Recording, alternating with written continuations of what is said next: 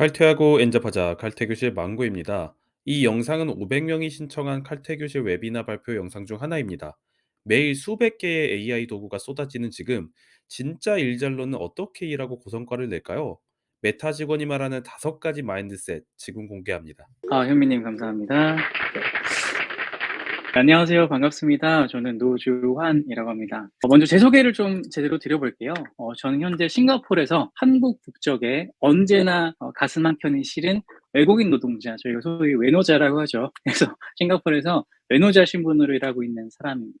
아마 여러분들께서 많이들 들어보시거나 친숙한 서비스이실 텐데요. 페이스북, 인스타그램, 왓츠앱 이런 서비스들을 다들 들어보시거나 지금 활용을 하고 계신 분들이 대다수이실까요? 네, 이런 소셜 네트워크 서비스 혹은 커뮤니케이션 서비스를 운영하는 메타라고 하는 회사에서 현재 저는 B2B 솔루션 세일즈 매니저로 일을 하고 있습니다. 이전에는 한국에서 직접 스타트업을 창업하거나 대기업 전략기획본부에서 인하우스 컨설턴트로 근무를 하거나 아니면 한국에 베이스를 둔 글로벌 테크 스타트업에서 글로벌 퍼포먼스 마케팅을 총괄하거나 혹은 뷰티 스타트업에서 그로스 파트를 리드하는 등의 여러 인더스트리 다양한 기업에서 굉장히 다채로운 직무들을 맡아왔습니다. 이렇게 다양한 조직 그리고 여러 직무들을 거쳐오면서 경험한 내용을 바탕으로 오늘 저는 지금 화면에 보시는 것처럼 여러 업무 툴들을 활용해서 실제 성과를 이끌어낼 수 있는 마인드셋 혹은 접근법에 대한 내용을 이야기를 해보려고 하는데요. 먼저 특정 툴의 소개는 활용법이 아니라 왜 마인드셋 접근법에 대해 말씀을 드리려고 하는 건지 그 이유를 먼저 공유를 드려보겠습니다. 하나 질문을 드려보고 싶은데 혹시 청중자분들께서는 이번 진행이 되고 있는 세션 파트의 주제가 무엇인지 혹시 기억하고 계신가요? 네.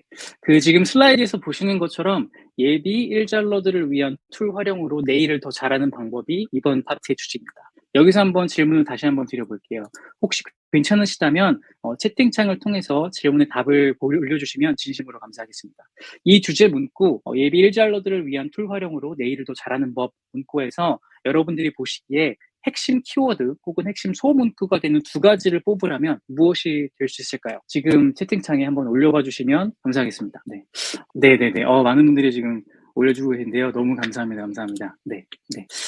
사실 이 질문은 정답이 있는 질문은 아닙니다. 근데 제가 개인적으로 생각하기에 이 내용에서의 핵심은 툴 활용, 내일을 더 잘하는 법, 이 두 개의 소문구를 뽑을 수 있을 것 같아요.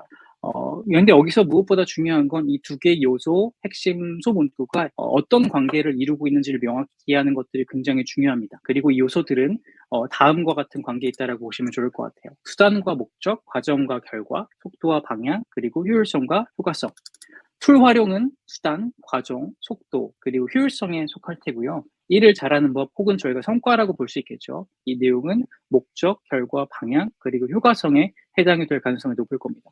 아마 많이 들어보셨을 거예요. 인생에서는 속도보다 방향이 중요하다. 이 문구는 굉장히 많이 회자되는 문구인데 실제 인생뿐만 아니라 우리가 일하고 있는 이런 프로페셔널 상황에서도 대부분 방향은 속도보다, 목적은 수단보다, 결과는 과정보다, 효과성은 효율성보다 중요하고 선행들 관리해야 되는 것들이 많습니다.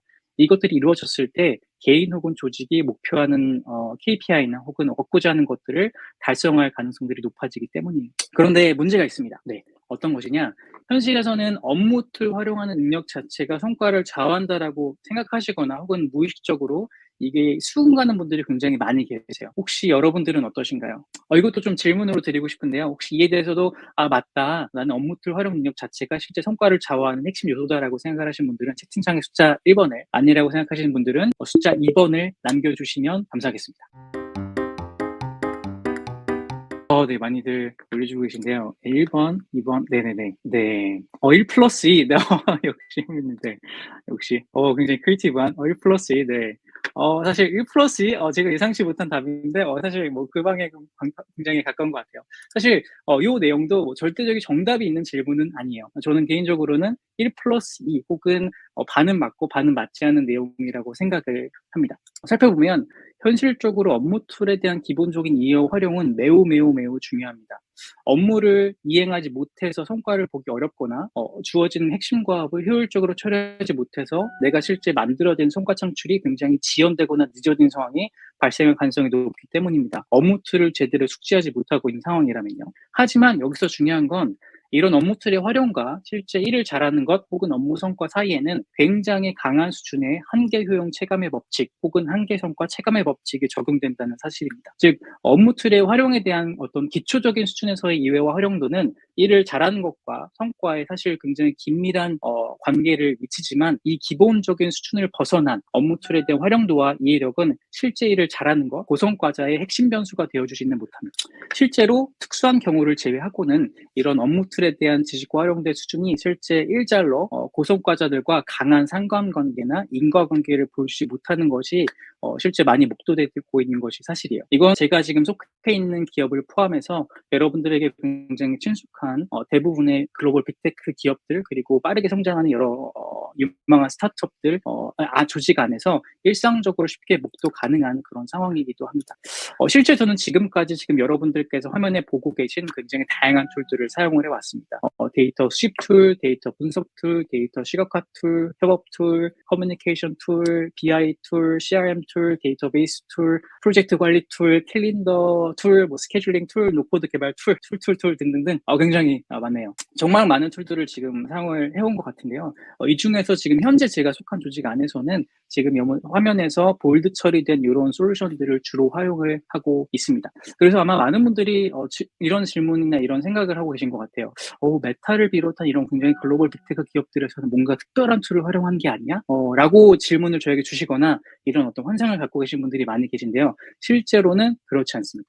여러분들이 지금 보시는 것처럼 요 지금 볼드 처리가 된 툴들 중에서 뭔가 엄청 특별하고 유니크한 것들은 전혀 없어요. 실제 많은 모든 기업들이 사용하고 있는 굉장히 범용적인 툴들입니다. 실제로 저는 개인적으로 이 모든 툴들 중에서 구글 워크스페이스라고 하는 이전에 G Suite이라고 불린 툴들을 개인적으로 많이 선호하고 많이 활용을 하고 있습니다. 왜냐면 이 구글 워크스페이스를 보면 우리가 기본적으로 오퍼레이션한 태스크를 매니지하는 뭐 캘린더, 그다음에 미팅 솔루션, 그다음에 여러 가지 오피스 문서들, 뭐 구글 슬라이드나 구글 닥이나 스프레드시트 같은 것들이 모두 통합되어 있기 때문에 굉장히 효율적인 오퍼레이셔널 태스크의 관리가 유용하기 때문이에요.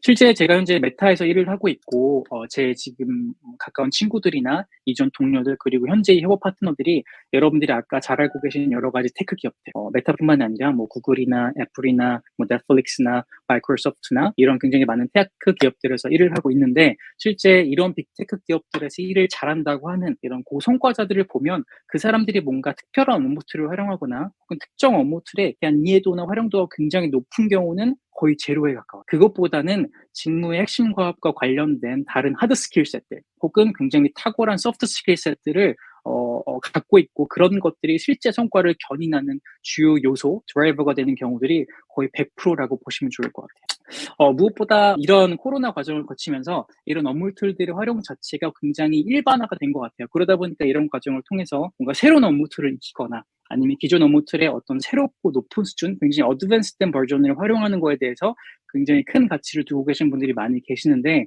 사실 이런 툴에 대한 과도한 의미 부여, 의지 혹은 맹신이 오히려 우리의 방향이자 목적이고 보다 중요한 업무 성과 혹은 일을 더 잘하는 것에 병목 요소가 되는 경우들이 사실 굉장히 많습니다.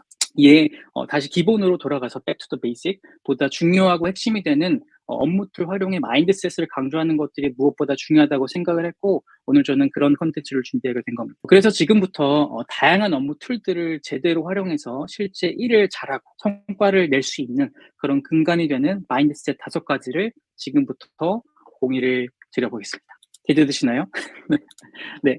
첫 번째는 업무 툴을 수단으로 간주해야지 이것 자체를 목적으로 여겨서는 안 된다라는 겁니다.